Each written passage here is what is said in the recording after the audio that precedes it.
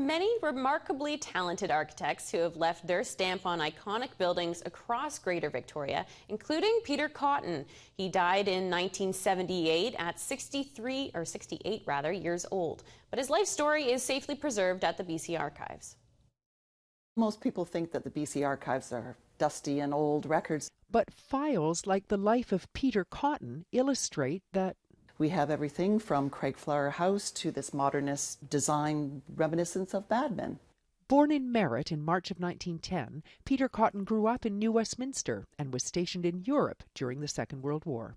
He was commissioned to join the British Secret Service, and he was in the aerial photography department, where he would go up in the planes and take spy pictures. He was stationed in some very interesting spots, and that's where he started off his love for design and architecture.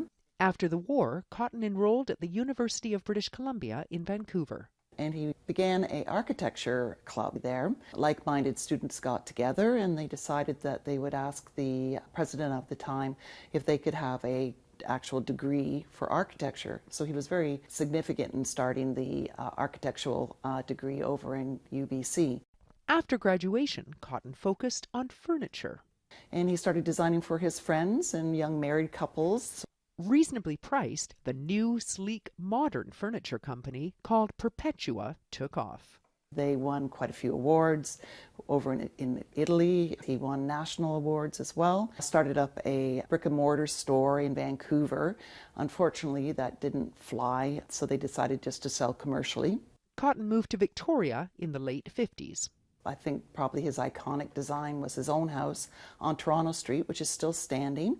He was hired to modernize the ladies' lounge at the Victoria Union Club, which he filled with his ceramics, his art, his furniture, his lamp designs, and it was quite a splash. Cotton became president of the Victoria Heritage Advisory Committee. He was very interested in keeping the heritage houses and buildings of Victoria intact. He was hired as the architect for the Public Works Department of BC.